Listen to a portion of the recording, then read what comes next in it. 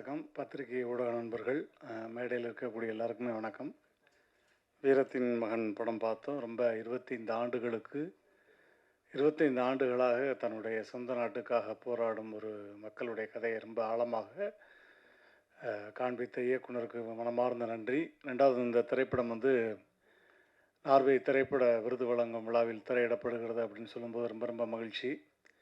ஏன்னா நாங்கள் எங்களை மாதிரி மேடை கலைஞர்கள் உலகம் ஃபுல்லாக சுற்றியிருக்கோம். அதுலேயும் குறிப்பாக நான் நார்வேயில் ஒஸ்லோ பகல்லாம் நிறைய நிகழ்ச்சி பண்ணியிருக்கேன். தென்னிந்திய கலைஞர்களை அதிகமாக கௌரவித்து அன்பும் பாசத்தையும் காட்டக்கூடிய மக்கள் யாருன்னா அது இலங்கை தமிழர்கள் தான்.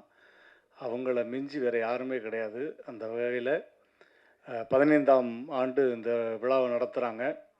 அதுலேயும் குறிப்பாக முதன் முறையாக புரட்சி கலைஞர் கேப்டன் அவர்களுடைய விருதை என்னுடைய அன்பு தம்பி KPY பாலா அவர்கள் வாங்குகிறார். அப்படின்றப்ப மிகப்பெரிய மனம் நிறைந்த பாராட்டுக்கள், ஒரு பெரிய கைத்தட்டல் கொடுக்கலாம். ஏன்னா இந்த சின்ன வயசில் அவனுடைய பணி மிகப்பெரிய பணி, அதற்கான மிகப்பெரிய அங்கீகாரம் நார்வேயில் கிடைக்குது. அப்படின்றப்ப முதல்ல சந்தோஷப்படுறது நானாக இருப்பேன். ஏன்னா அந்தளவுக்கு என்னுடைய அன்பு தம்பியை பற்றி தெரியும். ஸோ இதே மாதிரி தென்னிந்திய கலைஞர்களை மிகவும் ஒவ்வொரு முறையும் நீங்கள் கௌரவிக்க வேண்டும் என்பது எங்களுடைய மனமார்ந்த ஆசை. அண்ணன் கௌரவண்ணே சொன்ன மாதிரி அந்த விருதை நீங்கள் கண்டிப்பாக நம்ம தமிழகத்தில் நீங்கள் மிக பிரம்மாண்டமாக எடுத்து நடத்த வேண்டும். அதற்கு ஒட்டுமொத்த கலைஞர்களும் எங்களுடைய சப்போர்ட் எப்போவுமே இருக்கும் அப்படின்னு கேட்டுக்கிட்டு விடைபெறுகிறேன். நன்றி, வணக்கம். தேங்க்யூ.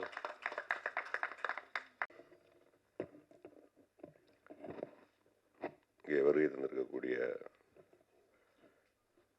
மூத்த இயக்குனர், எங்களுக்கெல்லாம் வழிகாட்டி அண்ணன் அவர்களை, அந்த அன்பு இனிமேல் யார் கொடுப்பாங்க? அவ்வளோ பெரிய, இன்னமும் அதே அன்பு, அவ்வளோ சினிமா கொடுத்துட்டும் எப்படி இப்படி இருக்கீங்கன்னு தெரில. அடுத்து சேகர் சார், மேடையில் இருக்க எல்லாருக்கும் நன்றிகளை தெரிவிச்சுட்டு, வசி ஒரு நல்ல இளைஞன். ஒரு நாள் ஒரு ஃபோன் வந்தது, உங்களுக்கு விருது கிடச்சிருக்கு அப்படின்னாங்க. கவன் படத்துக்கு சிறந்த வில்லன், மலேசியாவில் என்ன நினைக்கிறேன். ஒரு தமிழ்நாட்டிலேருந்து அந்த ஃபோன் வந்திருந்ததா என்னவா எடுத்துப்போன்னு தெரில. நான் நார்வேலேருந்து பேசுகிறேன் அப்படின்னு சொன்னோம். நார்வேன்னொன்னே வேகமாக நெட்டில் போய் சர்ச் பண்ணி பார்த்தா பெரிய ஒரு விருது. ஒரு மாதிரி பயங்கரமாக ஜலதோஷம் முடிச்சிருக்கு. ஒரு மாதிரி உடம்பெல்லாம் தடன்னு ஆயிடுச்சு. படம் நடிச்சிட்டு இருந்தேன். அப்போது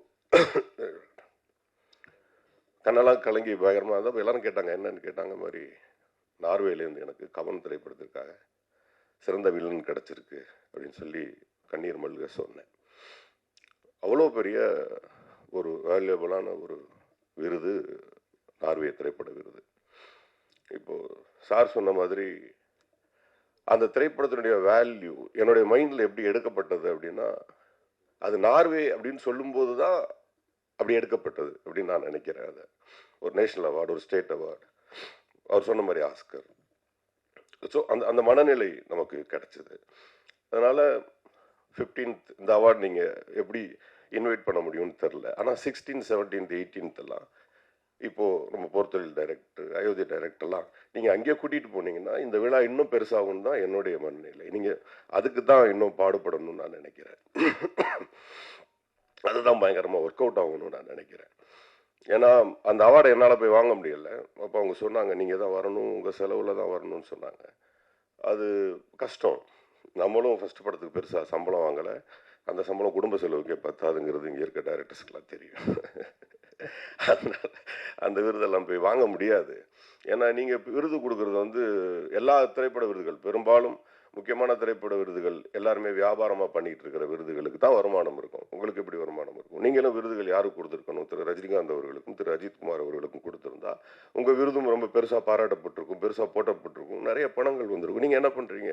போர்த்தொழில் டைரக்டர் கொடுக்குறீங்க, அயோத்தி டைரக்டர் கொடுக்குறீங்க. 2 பேரும் ஏழை பசங்க, பாவம், எப்படி வருவானுங்க? இல்லை, உண்மை சொல்கிறேன், நான் ட்ரூ சொல்கிறேன். ஸோ நல்லது ரொம்ப கஷ்டம் சார், பெருசாக வருது. ஆனால் வந்துச்சுன்னா அதை அழிக்கவே முடியாது. நீங்கள் வருவீங்க சார், நான் நம்புகிறேன். ஏன்னா அந்த அழுகை எனக்கு இன்னும் ஞாபகம் இருக்குது. மலேசியாவில் ஒரு ஸ்ட்ரீட்டில் நடிச்சிட்டு இருந்தோம். கவன் படத்துக்கு அப்புறம் எனக்கு படம் கிடைக்கல. ஆக்சுவலாக நான் கிட்டத்தட்ட ஆல்மோஸ்ட் ஒரு 6 months படமே இல்லாமல் வீட்டில் உட்காந்துருந்தேன். கவன் நல்லா ஓடிச்சு, பெரிய பேர் வந்துச்சு. அந்த 6 மாதம் திரைப்படங்கள் வராதுக்கான காரணம் எனக்கு இன்னைக்கு வரைக்கும் புரியல. அப்போ மலேசியாவில் கூப்பிட்டாங்க, ஒரு சின்ன சம்பளம், நடிச்சு நடு ரோட்டில் நிற்கும் போது நீங்கள் கொடுத்த விருது இருக்கு இல்லையா, அது இவ்வளோ தூரம் இழுத்துட்டு வந்திருக்கு. ரொம்ப பெருமையாக இருக்குது, சந்தோஷமாக இருக்குது. ஸோ இந்த விருதுக்கு ஒரு பெரிய வேல்யூ இருக்குது சார். நீங்கள் அதை எப்படி நினைக்கிறீங்கன்னு தெரில, நாங்களும் அதை ரொம்ப பெருசாக நினைக்கிறோம். நீங்கள் ஆஸ்காரோட சமமாக சொல்கிறீங்க, நாங்கள் ஆஸ்காருக்கு மேலே நினைக்கிறோம். ஏன்னா அங்கேயும் பெரிய வியாபாரம் தான். ஆஸ்கார் இருக்கிறதுலே மிகப்பெரிய வியாபாரம். அந்த வியாபார தளத்துக்குள்ளே இல்லாமல் உண்மையாக இருக்கிற உங்கள் விருதுக்கு வந்து ஒரு பெரிய வேல்யூ இருக்குன்னு நான் நம்புகிறேன். ரெண்டாவதாக இந்த மேடை வந்து பர்டிகுலராக பிரசாத் ஸ்டுடியோ, அந்த மேடை வந்து சார் கிட்டத்தட்ட ஒரு இதுக்கு ஒரு பெரிய வரலாறு இருக்குது. இந்த மேடையை சுற்றி நான் நாத்திகம் பேசல. இங்கே ஒரு பெரிய ஆன்மா இருக்குது சார், அது சினிமா ஆன்மா. அந்த ஆன்மா கிட்ட அழுதவன் இவனும் தோத்ததே கிடையாது சார்.